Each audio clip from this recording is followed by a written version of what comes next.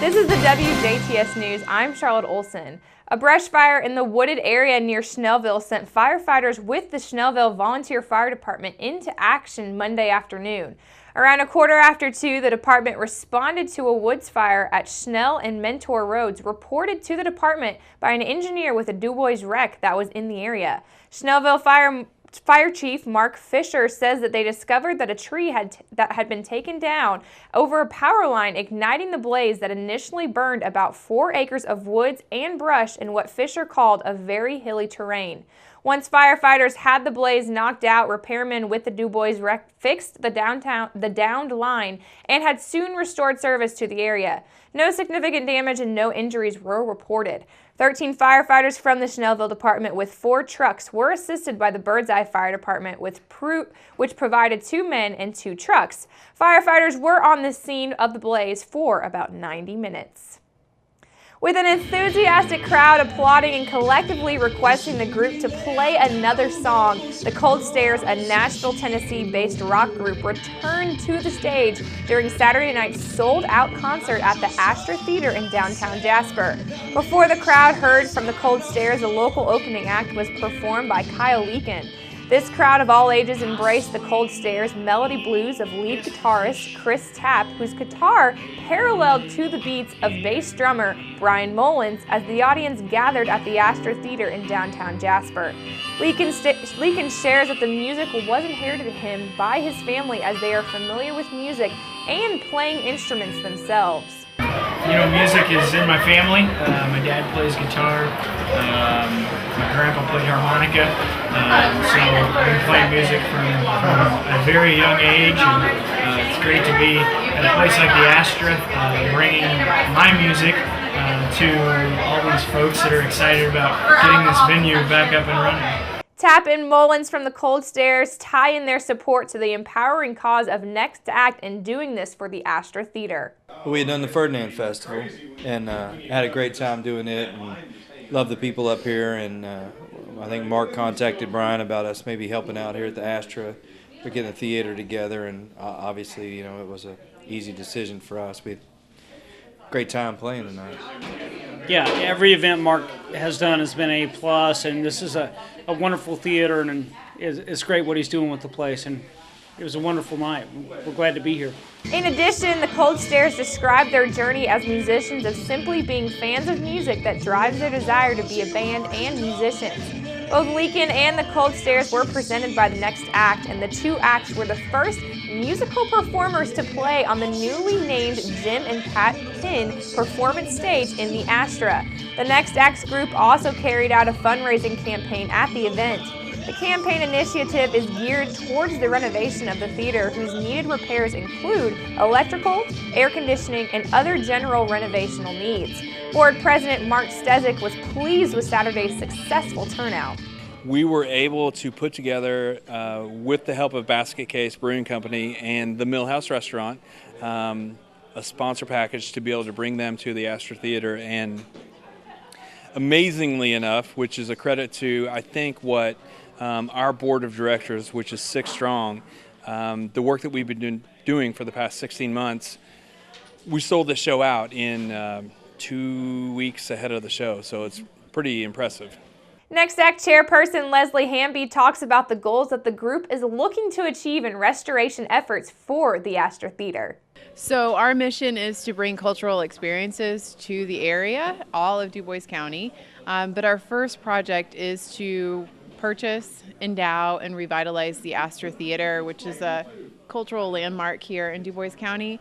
So the whole purpose of where we are now, that we've purchased the building and endowed it, is to raise the funds to renovate the building and get it up to where it needs to be to continue these types of events. Contributions to Next Act's public fundraising campaign can be made securely via PayPal at www.thenextact.org. There is also a downloadable and printable donor form at the website that can be filled out and returned via postal mail to The Next Act, P.O. Box 23, Jasper, Indiana 47547. A corporate campaign is currently in development and will be launched soon. Interested corporations can also email info@thenextact.org to request specific information. Today is Women's Day worldwide, and one of the spotlights for local DuBois County women this year is Julie Duchess, the Vice President of Human Resources for Jasper-based company Kimball Electronics. Here is news reporter Prisma Lopez-Marin with the story. Today is Women's Day worldwide, and one of the spotlights for our local DuBois County women this year is Julie Duchess. In an interview with Duchess, she spoke about her 40 years experience with the company and her enthusiasm of reaching various people around the world. "I can't think of any other woman in our county who has a bigger global reach than Julie as HR Vice President for a soon-to-be billion-dollar company," said Kimball Electronics Communication Director Scott Salmon about Julie Duchess. Then in the 90s, our company decided to go global and grow. It gave me an opportunity to become the HR director for Kimball Electronics. And after the HR director role, which, if you span this whole scene behind me from 1999 till now, the globalization role for HR was my responsibility, and I really enjoyed every minute of it, from starting up a greenfield in Thailand to an acquisition in Poland. That was our first two globalization efforts. And so my life has just been so blessed to be integrated with people from around the world. Jasper, Indiana is a great place to be, but certainly all of our locations have great people. Julie Duchess' promotion to HR manager in 1987 made her the first woman on Kimball's Electronics leadership team. Duchess spoke about her career journey that has evolved and allows her to travel the world. As a matter of fact, Duchess is in Romania this week. She spoke about how being a leader in her field allows her to be a mentor leader for others in places such as Romania, which is recently established location for the company.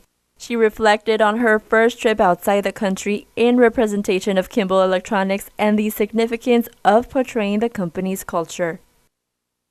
In that role as the vice president and my for the company, I've had the opportunity to go to all of our locations. As I spoke about earlier, we really want to make sure our culture is embraced wherever we go in the world.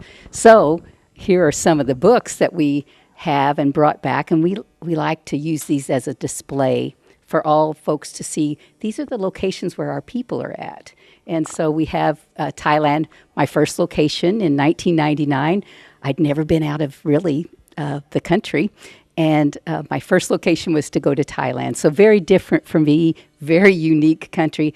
And still today, it has a very strong place in my heart because it was so different from what I grew up. And you can get to know people, and they believe in the culture that you bring and the vision that your company has. And so we're very, very blessed to have all of these locations. And of course, Indiana, that's where I was born and raised, and that's where I first started my life at the manufacturing facility there. As Kimball Electronics Communication Director Scott Salmon accompanied Duchess for this interview, he stated, "What's really neat is Julie always credits her mother for shaping who she is as a professional today. Her mom, who is 93 years of age, has never traveled very far, yet it was her mother's work ethic and respect for others that helped fuel Julie to become the true global businesswoman that she is today, touching thousands of people's lives in China, Poland, Romania, Mexico, Thailand, and in the U.S. I knew that I wanted to be working with people, and the other day we were putting together our executive profiles as a company, and I was putting mine together, and I took mine home to show my husband, and he was so excited. He said, "I need to show this to your mother. She needs to see all the things that you've done." And, this being for International Women's Day, I really couldn't have done any of this without my mother's guidance from the very beginning, helping me to be a good person, first and foremost, and have good values. And I think that's served me well in the position that I have. At an event on May 2015, Kimball Electronics CEO Don Sharon spoke about Julie and expressed that, without a doubt, any location in and outside the U.S., they know her heart, and that Julie is home base for Kimball Electronics. He continued by saying that the way the company really wins through is its people, and that Julie has accomplished creating winning teams. Not only is Duchess involved with people internationally, but she is also involved with the Rotary Club here in Jasper. She said that she joined 3 years ago as she found she wanted to invest in a local organization with the initiatives the Rotary characterizes. Duchess is currently the president of the Rotary Club with 4 months left in this leadership role. As she spoke about leadership in both the community and workforce sectors, Duchess responded with encouraging future generations to venture towards the technology field. Leadership as a female leader can come out and help improve your company, improve the product. You know, we have female engineers. I'm so excited. Many years ago, we didn't have female engineers in our company. And as I stated, we have female leadership team, but really getting those young ladies, young girls in high school excited about the technology side of things, because we need more diversity.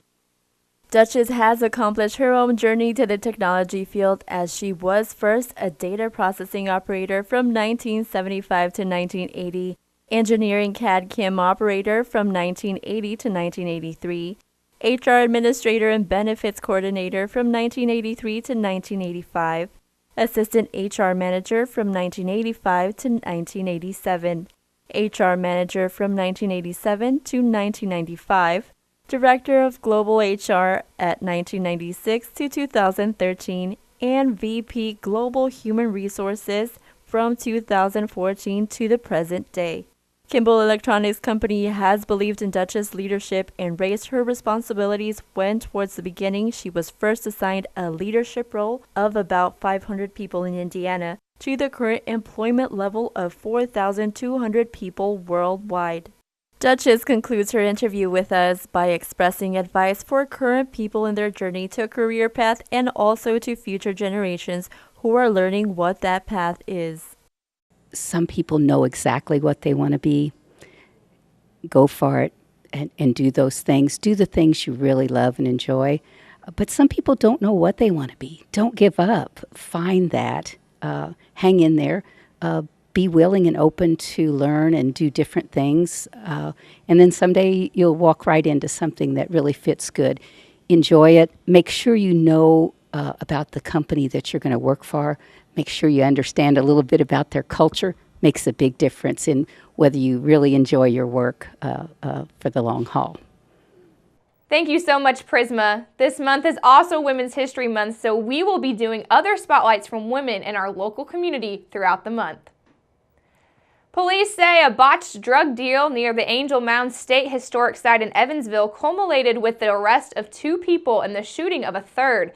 The Vanderburgh County Sheriff's Office says in a news release that a man was shot in the arm and chest in a parking lot near the archaeological site.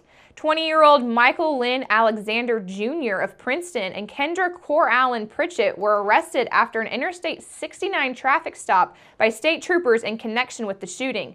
Police allege that Pritchett, the driver, fled after stopping, leading to a chase involving Evansville police that resulted in a head-on collision with another vehicle.